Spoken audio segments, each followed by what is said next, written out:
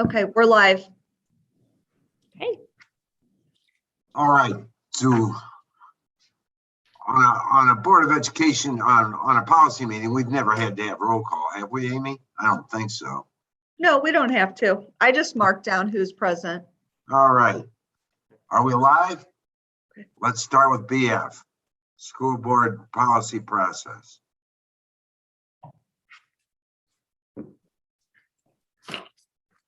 Questions? None for me. I have a couple. On 1, 2, 3, under policy adoption, okay? I understand that. Are rescinded only upon a majority vote of the board's fourth paragraph under policy adoption. First paragraph under policy adoption. Policies will be adopted, revised, rescinded only upon a majority vote of the voters of the board present at a legally constituted meeting. So that means as long as we have 4 board members, we can do this and 3 votes. Is that correct? that's the way I interpret the policy. Okay, I'm not disagreeing. I just want to make sure I was correct on that. Mhm. The next one I had was the third paragraph under policy adoption. How does the board determine emergency?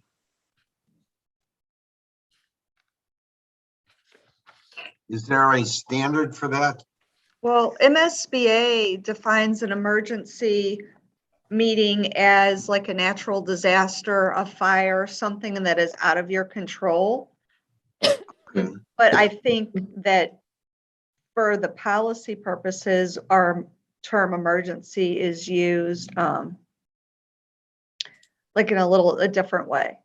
I just wanted to make sure we could do it when we did the mask thing, when we passed that policy. So I I think just so. wanted to make sure that we had a definition that would include that. Right. We do? No, but I understand your question. I'm pulling up. Do we have a regulation for BF? I'm checking. We Yeah, have, well, I took that, and I could be wrong here. I guess we do have to check if there's an actual official term here. I took that to mean that the board would decide if an emergency exists. And that I assume means a decision by the board. I guess, I don't know if there's a definition per se. I'm There's not no- disagreeing with any of that. I just thought I would feel comfortable if we define what we're talking about. Like, what do we define as an emergency? My only question would be, I mean, my assumption when an emergency exists, oftentimes it is an unforeseen situation. Mhm. And so I would be a little bit nervous about restricting the definition of an emergency just because presumably we weren't anticipating. In other words, global pandemic would not have been a specific example of an emergency that might have said public health emergency, but I might not have said global pandemic necessarily 2 or 3 years ago. And that would be high on our list of examples of emergencies now. So I Right. a volcanic eruption would not be an example. Knock on wood, would not be an example I would anticipate for Missouri right now. Right. And But does the second sentence address it when it says the fact that such policy change is adopted as an emergency measure shall be stated in the minutes? So in the minutes of the meeting where it's adopted as an emergency policy, should the board just include the reason, maybe we could I would add feel more language there? comfortable if we said that, if we said, and the rationale for the emergency. And the irrational, okay, that's where I think we If should that's put it. okay with everybody. I just wanted to make sure. Shall be 'Cause if they stated in wanted the something- minutes, including the rationale No, for the emergency. for the emergency. At least that way we'd be covered. Yeah. Mhm.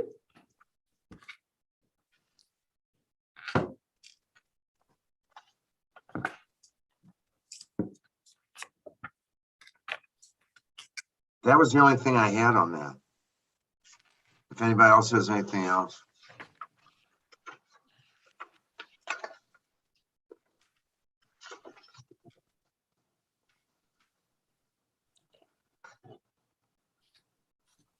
that's okay, you want to move on? Go to the next.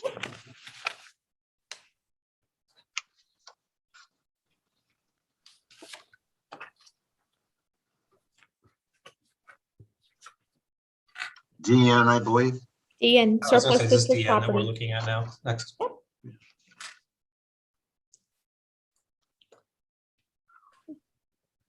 So I think that we aren't as concerned with the actual policy DN, which is really just a very few small paragraphs. I think my understanding was we wanted to look at the regulation and see what further clarification we could provide. Dr. Hogg is here because I know that he did his presentation at the board meeting earlier this week. So is there anything in particular, the sections that we wanted to look at, or are we looking at like a complete overhaul? I just wanted it in line with what Dr. Hogg presented. I thought he did an excellent job. And the board agreed with that. I just want to make sure our reg was completely in line with that. Okay. I had a question just about the real estate part of it, which was not really part of what we discussed at the presentation. I want to make sure this is the right policy. There were a lot of, I think there were comments in the section under real estate about publicizing the events in a newspaper. I just wanted to check, if that's still something that we want to do in 2021, if there's if there are other ways of publicizing real estate sales that we would want to consider, as opposed to just being limited to newspapers. So before I got here, where I was at, we sold, districts don't sell a lot of real estate, but where I was at, we did sell 2 pieces. And the guidance that we received from our attorney was to keep it in the newspaper. And then that way it is, you've got it where people are looking. Plus, if it's in there, a lot of times it'll transfer to that website as an advertisement as well. But yeah, it was interesting. We sold an old school and then we sold a piece of property that wasn't developed. But they did give us that verbiage of go ahead and keep it in the newspaper for now, because we asked that same question. Thank you. This is in line then with the presentation. At least I thought it was, but Yeah, the presentation fits this. This is more of an umbrella.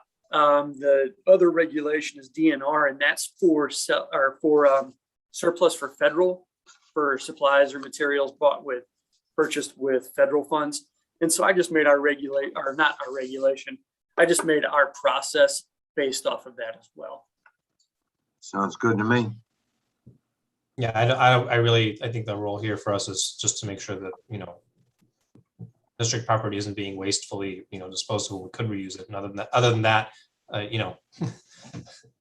want to leave it to you to figure out what to do with it. Thanks. So Dr. Cuneo, since we've taken a look at this policy and this regulation and decided to make any changes, would you like to go ahead and bring it for a first reading in September as Please, reviewed? yes. Yes. Okay, and so we can update the date on that as reviewed? Okay. Yes. Obviously, the regulation won't come, but we can take DNR as reviewed with no changes. I mean, DN reviewed, no recommended changes. We can get that September of or October. It'll be for the second reading of 21 date on it, and so it doesn't look like it's gone, that long without that.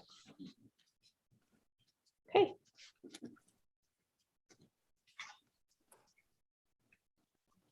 Do school admissions next. Mm-hmm.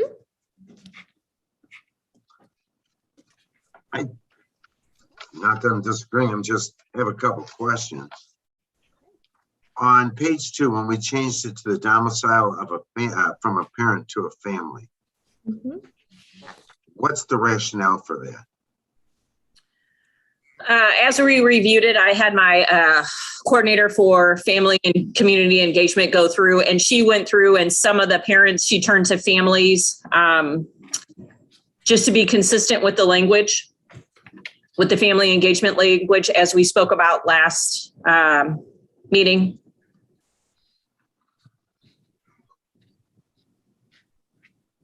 So it's a recommended change. It doesn't have to be changed. If we're more comfortable with putting parent, that would be fine. what if a child lived, well, what if a child lived with his aunt to be in a different school district, okay? That would be a family, but the parent, but the aunt was not a legal guardian or a parent. I think that's why they use the term, the family engagement moved to the term family, because oftentimes your guardian or the person you live with is not necessarily your biological mom and dad. So they use the term family. Where the student would rest their head is where that student would be able to register. No, I meant, what would happen? What would happen if an individual had an aunt that lived in the district, okay? But the parents lived in Jefferson County. And so the child decides to live with the aunt so he can receive services from us. Can that happen? Well, she would have to prove residency of that student living with her. Okay, but even if she was not a guardian, that still could happen? Yes, as long as she would have documentation that that child rests his head in that environment, Okay. House where he is registered, yes.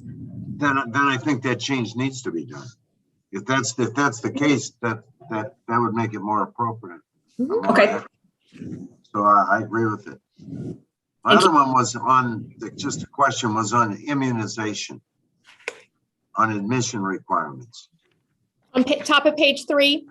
Top, on JECR, Mhm. at the very bottom, where it says admission requirements, Oh, and third line, it Mhm, says immunization.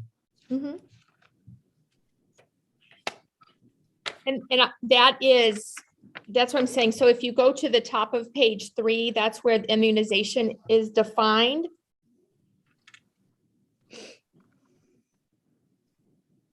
Right. Mhm. And I think Ms. Doyle has moved the screen to that section as well.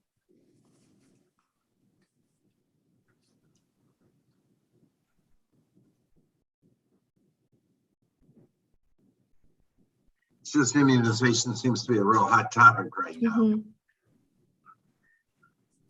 Right, this is, yeah.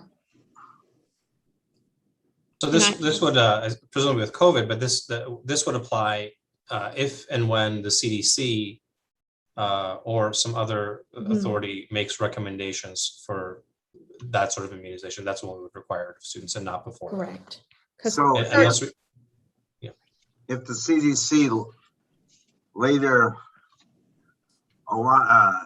endorses vaccinations for all kids, let's say that we move to that.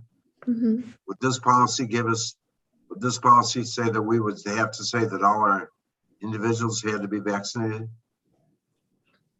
If the CDC moves it from a vaccination to an immunization that's required for school-age children, then yes.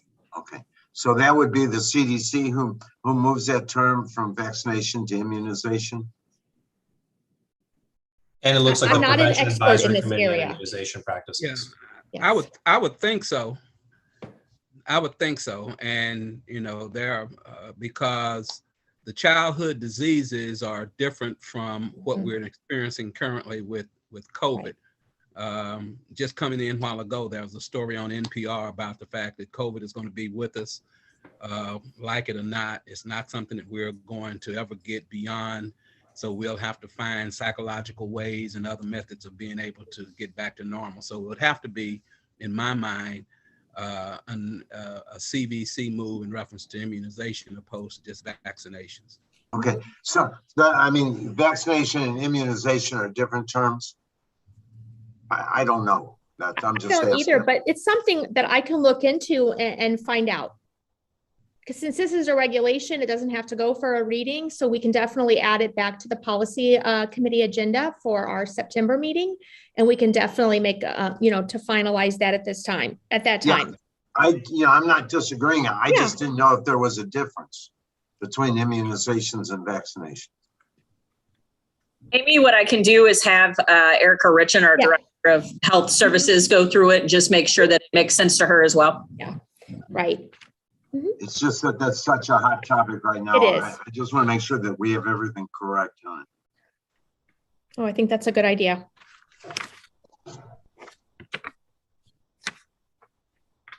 All right, is everybody else in agreement with everything else? Yeah, we didn't talk about the big change here, which is about the bottom third of page 2. Were there any questions about that change? It was in hopes that we would make it easier for our families to understand when a child would turn 21 and be allowed to finish out that semester. Just to help. How many students do we have turning 21 and then, let's say in November, and then completing that the spring semester as well of school? How often does that happen? I would say it happens quite frequently every year. There are a couple. We had 3 students this summer that turned 21 prior to the official start of the school year. Desi says the official start of the school year would be the first day that you would attend students would attend. But that day changes. So we wanted to make it a little clearer and say that they would turn 21 after August 1st.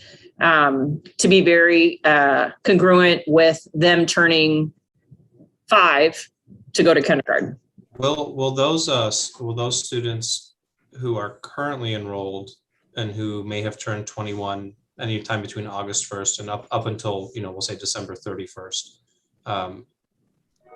are those families expecting that those students will be attending school in the second semester of this school year, that is after January 1st through June or so? So we in the schools and programs, as they're planning on their transitions, when you're doing Charting the Life course and you're really looking at the years of graduation, whether it's IEP goals or objectives, the IEP team does discuss and should be writing a notice of action. There are some circumstances that a child would continue on into spring if they needed a little bit more work on goals and objectives. But then the notice of action would be written for the end of May.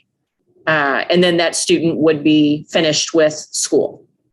So the reason I'm asking is just so I'm clear on this, there are some students who are enrolled with us right now who may have even already turned 21, right? They might have turned 21 yesterday. And if those families are expecting to stay enrolled in school through the end of this school year, that is May to June of 2022, are they now going to find out that in fact they're only going to stay enrolled through December, which will not be enough? In other words, 3 months is not really, 3 months is not going to be enough time for them to find a day program or something for those kids, or I guess. Right. Adults. So that language, yes, sir, Dr.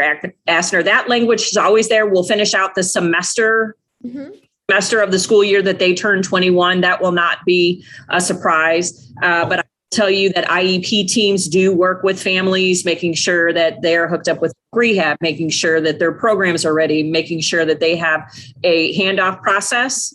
So it's fluid. Okay, and that's of course the sentences right before that. I just want to make sure Yes. that there isn't somebody who suddenly is going to be caught off guard, having thought that they had 8 months to find a program and now they only have 3 or 3.5 months. That's really what I want to avoid here. Yes, sir. Okay, thank you.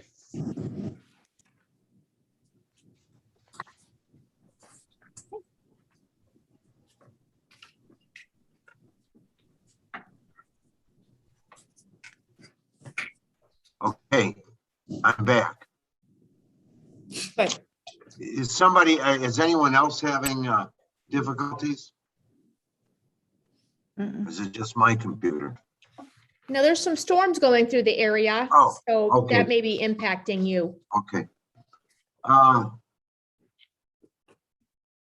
many?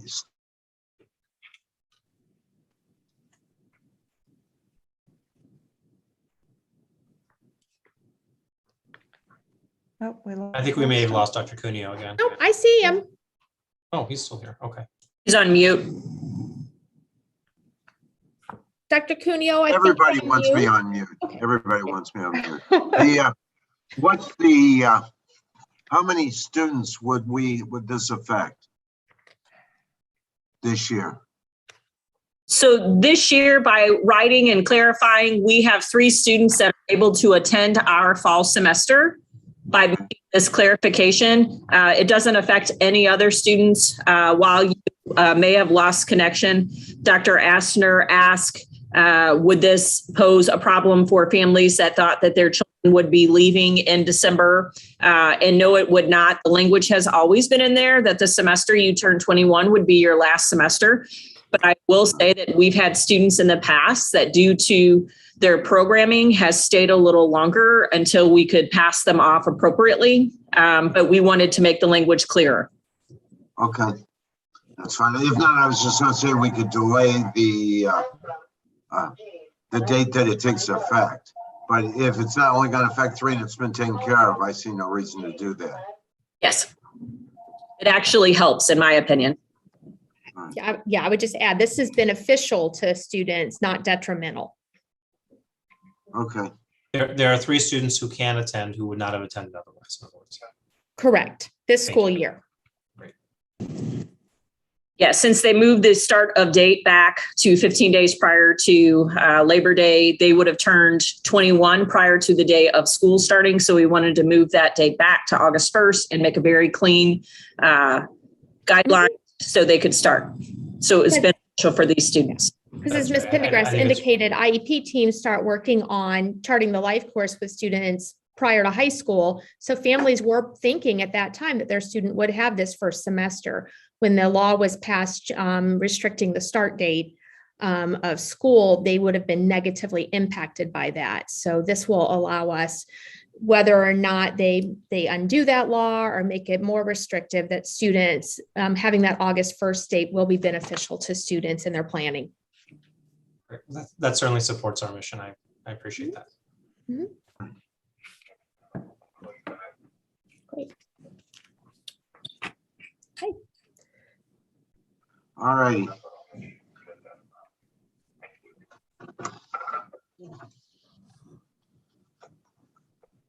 So All right, GB, on the mandatory COVID vaccination policy, this is one since we have people on the live stream, this is one that we're just looking at so that we don't get, so that if in fact we end up having COVID vaccination policies, and if it is mandatory, we wanted to at least discuss it beforehand.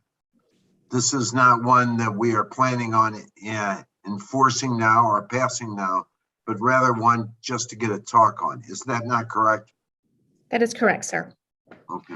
And I say that because I'm sure everybody on the screen already knows this, but I'm guessing if we're live streaming, I didn't want to have people get all upset. No, that's appreciative to relieve those concerns.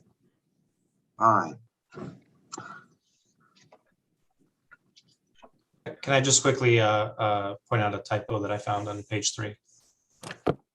So that's By all means. So are we on? There we go.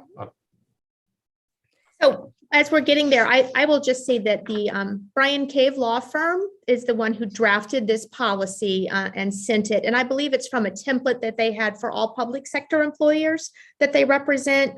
So it's still a malleable document that we can make more of our own as we move through it. Sure. SBA has not done anything with this yet. They have not even come up with anything yet on this, have they? MSBA? No, sir. So this is again beside the main point of there, but just really quickly, it's item number 5, which is a whole. It's one sentence, one paragraph kind of a situation, but line number 1, 2, 3. So it is I'll just read the whole thing. Subject to the exemption accommodation procedures outlined above, employees who refuse to timely obtain a COVID-19 vaccination. So that's of course one issue there. Right. Will be excluded from district premises and will be required to using any accrued paid time. So they're just that word using should change to use and then to obtain a timely COVID-19 vaccination. So I think we can definitely go in and fix those typos and have them in our draft. Like Dr. Cuneo says, if events lead us to having to adopt something along these lines. I had a couple questions on this. Right. On page 2, under request for exemption, on third line down, where it says, object to receiving COVID vaccination based on a sincerely held religious belief or practice. Is that defined somewhere? That's What's that defined mean? in the Americans with Disabilities Act. And so that would be probably something that we would want to include in maybe even to say in accordance with the ADA, and then making a legal reference to That the, sounds great. I was, right. I have seen people object on religious grounds that had no religion, and I just. And It because is we a didn't want to- process. Yeah, I just wanted to be able to define what that meant. Mhm. I also had a question under 5, the second line from the bottom. Which says will be evaluated through an interactive process on a case-by-case basis. What is an interactive process?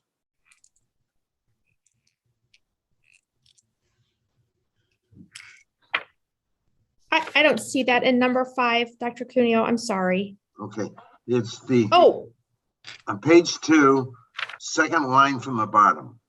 okay, thank you. I just didn't know what an interactive process was.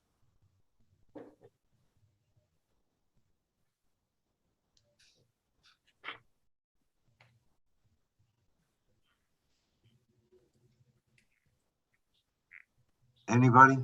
And the interactive process in a request for accommodation means that there is a back and forth between the individual that requests the accommodation and the district. Okay. So typically an accommodation is submitted. There are still questions that we may have or documentation that we may need to see or receive. And that documentation may be from the licensed healthcare provider or from the spiritual leader or the spiritual organization. So that's an interactive process of a back and forth of collaborative communication in order to get all the information that is necessary in order to determine whether or not the accommodation should be granted, again, under the guise and guidance of the Americans with Disabilities Act, not based on districts, processes or policies necessarily, but under those exemptions as an accommodation. Great, I just didn't know what it meant. That's fine. Yes.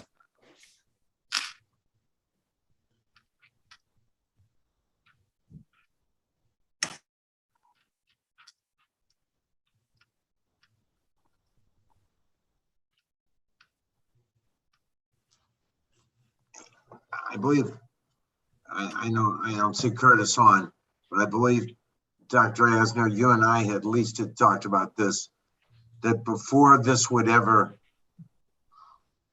be completely. Mr. Faulkner is on. Okay, I didn't see it. I didn't see his face there. I heard him once, but I didn't see him again.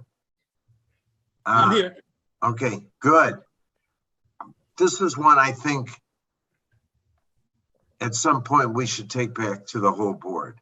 I don't think this one should be done just through a policy committee. I think we can work with it, think it through, and make whatever recommendations. But this one, I would strongly recommend that we take back to the whole board. Well, it would only be approved by the board no matter what, but you mean we would have it as an item for discussion as well? Right, this would be one that I would think before we would enact this, just because of the climate today, the political climate today, I would want probably this discussed in an open meeting or probably a work study. Yeah, I agree. I mean, this just seems to be a real hot topic right now. It is. And I would suggest that the video that I sent to you and Dr. Keenan be viewed by all members of the board that would be in that discussion, at least having that information knowledgeable that was a Senate testimony or congressional testimony by a particular doctor who in turn had invested a considerable amount of time and resources into their analyzation and the outcomes that could something like this affect. So I agree. I think that it should be, but I also believe that all the board members should at least have access to that particular video and testimony. When it comes to that, possibly, that possibly could be done or should be done. But right now, with those changes, I think this looks good. And this has already been vetted by our attorneys. This was drafted by our attorneys. Yeah. So it's a draft. It's a draft by the attorneys from what she said earlier. So this is I will just comment, I think we need to be mindful of the dates, the deadlines. When we bring this to board consideration, there are terms like fully vaccinated and a deadline of October 1st. Only like, let's say, for example, we're not going to, but were we to adopt this, next week on September 1st, only 2 of the and assuming somebody got their first vaccine on September 1st, only 2 of the vaccines, the Pfizer vaccine and the Johnson & Johnson vaccine would allow you to be fully vaccinated, I believe, by October 1st. You'd be cutting it very close with Moderna, since there's a 4-week period of time that has to pass between the first and second vaccines. So I think we have to be careful about that. We may want to include language such as has started the immunization process, the vaccination process, and provides, will provide documentation that the immunization process was completed in a timely manner. And I think something like that would be more appropriate, since some of our coworkers right now, what they may be doing is, choosing to just not have access to the COVID-19 leave. And then when this policy says that, you not doing this might result in termination, certainly you won't be allowed on the premises of the school district. They may then say, okay, well, now I'm ready to be immunized. Yeah. And then we want to make sure that they have enough time to do that. Okay, that makes sense. So the dates would be fluid based on when the policy potentially could be adopted. Correct, and then giving people enough time to act on it. Correct. Isn't that your point, Dr. Asner? Yes, and also enough time to think about what they want to do, because again, I would suggest having the language be such that you've started the process and then complete it in a timely manner, as opposed to having to have have it completed, since you need a while to do that here. Yeah, I just got an email yesterday that I saw this morning about the numbers at Mercy over the last 3 months of folks who have been hospitalized in the ICU on ventilators and then have died, and they're quite impressive.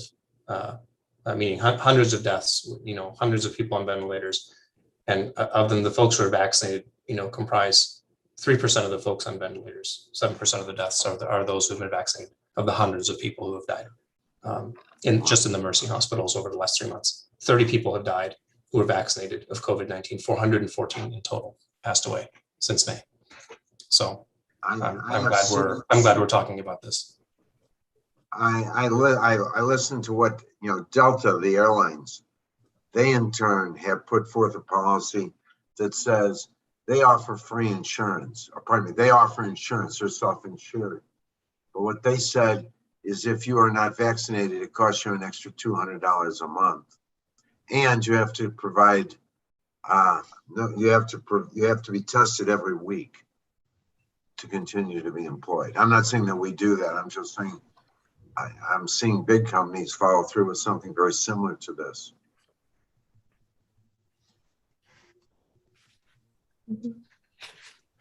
Amy, Should we maybe just not have a date, Amy?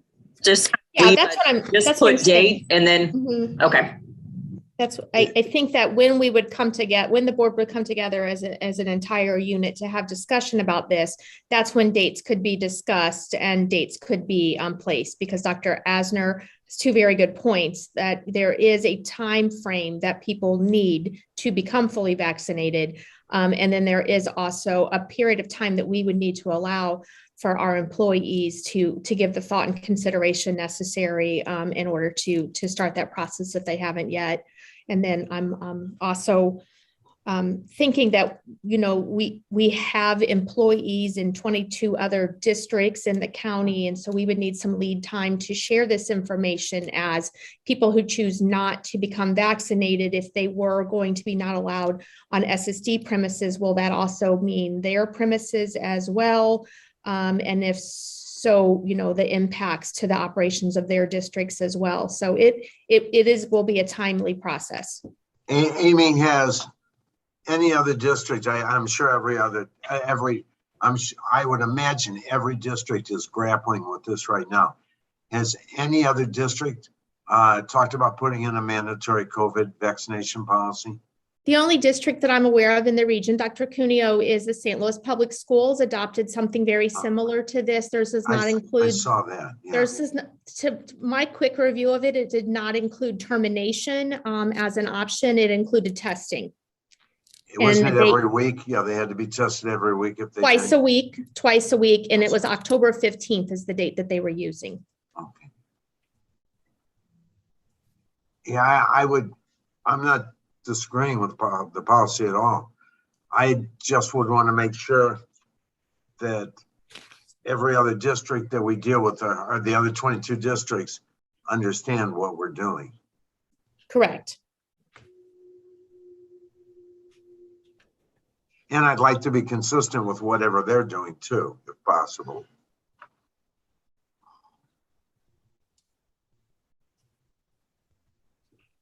I'm sorry, I had one more thought, which was on the comment about people who are working on SSD premises. Just really quickly checking for SSD employees and coworkers who are providing home and hospital services and primarily meeting kids at their homes. They do spend some time on premises because it would be, of course, important to include them in this policy as well. Yes. Are there any SSD employees who never spend any time on SSD premises who would not be affected by this policy? I guess my question was back to the staff that report to a partner district that's not legally considered an SSD premises. So we may have to look at that language a little more specifically. Again, like I said, I believe this is a template for public sector employees provided by the Brian Cave Law Firm. So we would have to make some adjustments to that because a literal interpretation, a teacher who was assigned in the Parkway School District could go to work every day during the week without coming to central office or the learning center and never enter an SSD premises. Are there any workers for SSD employees who could legitimately say, I don't ever enter SSD premises and I don't come into contact with other students or staff, meaning I work from home all the time. And so I would like to be excused. So should we just eliminate that language completely about premises and just make it SSD employees? That would probably be the cleanest. I mean, I could think, if somebody is working from home 100% of the time, they might legitimately say, I don't want to get the vaccine. I'm staying home 24/7 and I don't want to be back. And I think that would be, I guess I would, I don't know that I would agree with it, but I would respect their choice in that situation. Right. So I just want to make sure we're being fair. Right. To those so in number 2, it might just be cleaner to say this policy applies to all special school district employees. I think so, yeah. I think so.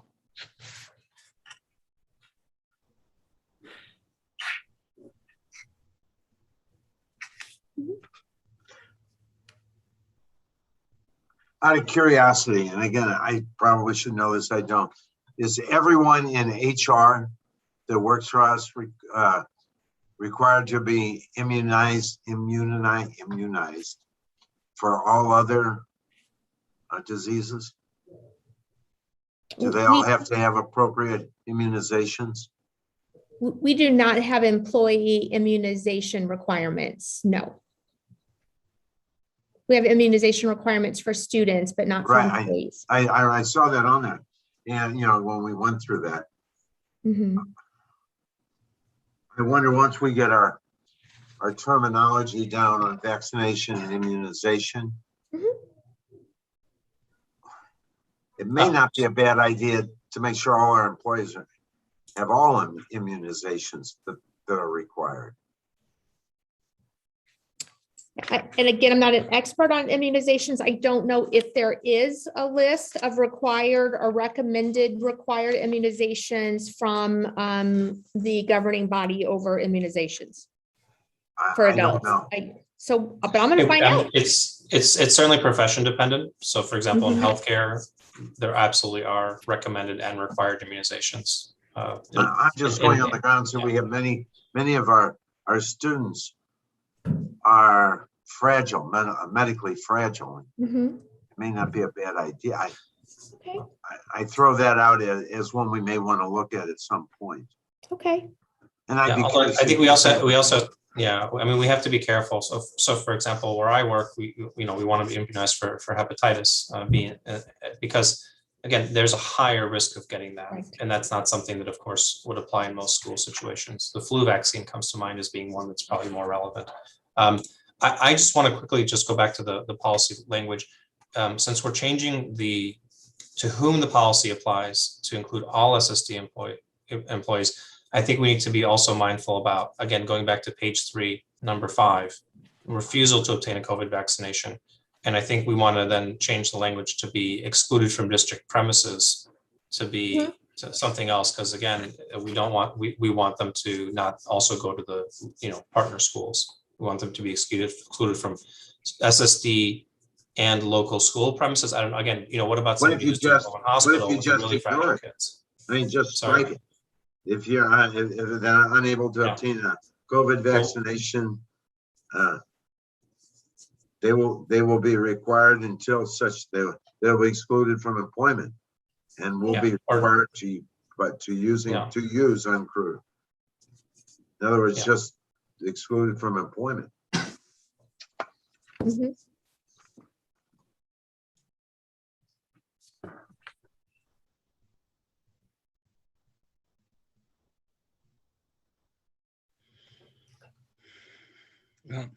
I just want us to be careful with that particular action in reference to unemploying people.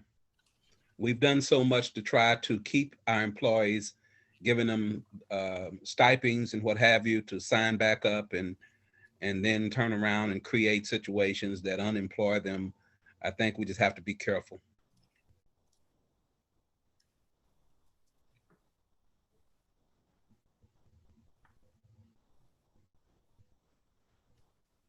Yeah, this would probably impact retention and potentially morale, but I think that, there are a That's lot of correct. I factors think that would go into consideration of implementing this type of policy. Yes. And so, yeah.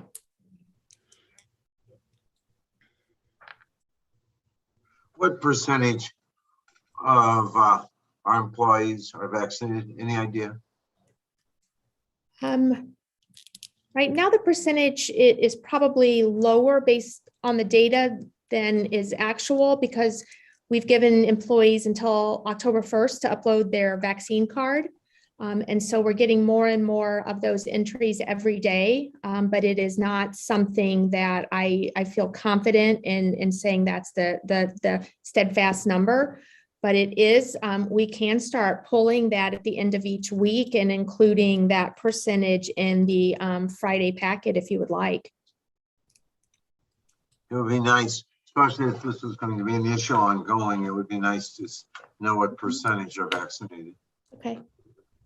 Well, I think once we get into those percentages, then we've got to look at the breakdowns of what those percentages represent in reference to the ethnicities of our employees as well, which goes back to the video that I'm saying that I think we should look at, because it stated in there that a huge percentage, particularly of African Americans, are still very distrustful of the government to that point, and recent kinds of activities beyond the Tuskegee experiments have taken place.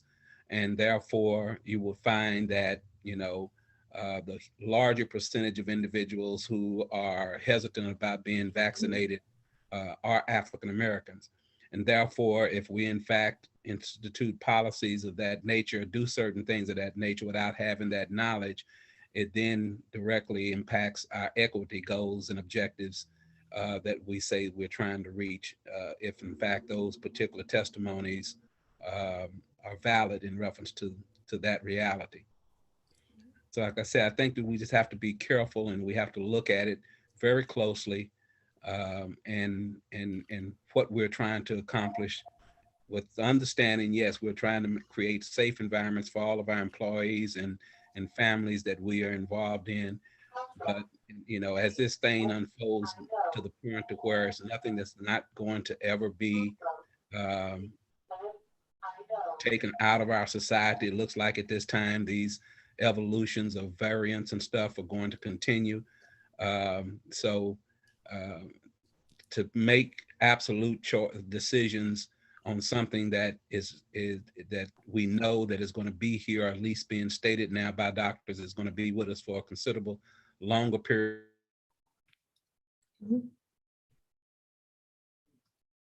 Mr. Faulkner, I think we lost your Yeah, audio. we lost your audio, Mr. Faulkner.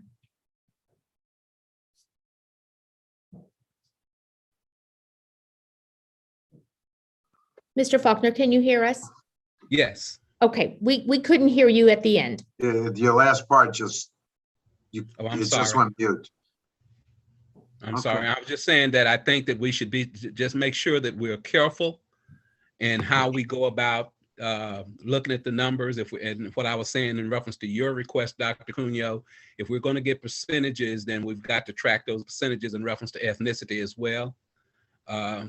Given that information that was testified recently in Congress about African Americans being one of the more hesitant groups of people who don't trust the government from that standpoint and have the highest amount of non-vaccinations thus far.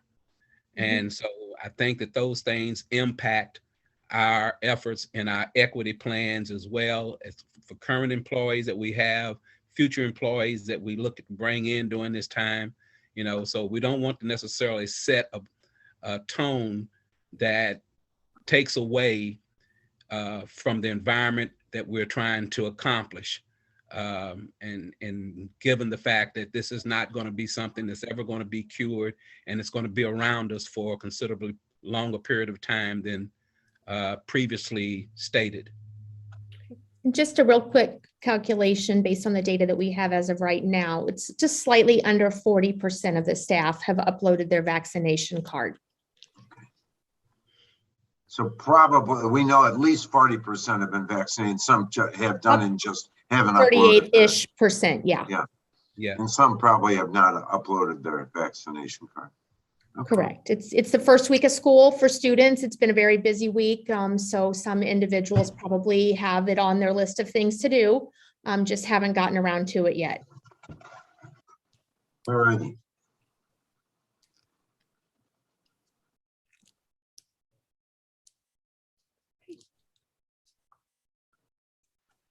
All right. Any So other is this- questions? Oh, I'm sorry, Dr. Cuneo. Any other questions? So is this a policy that you would like to stay on the policy committee agenda moving forward? Yeah, I think we should at least view the changes that we discussed today at Okay. least one more time. That's Okay. what I would like. I agree.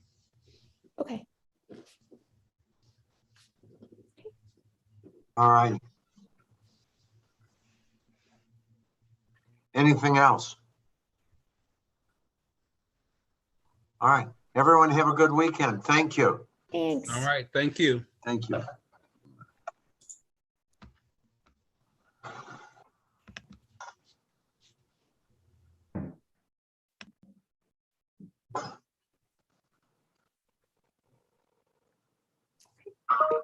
Hi, Dan.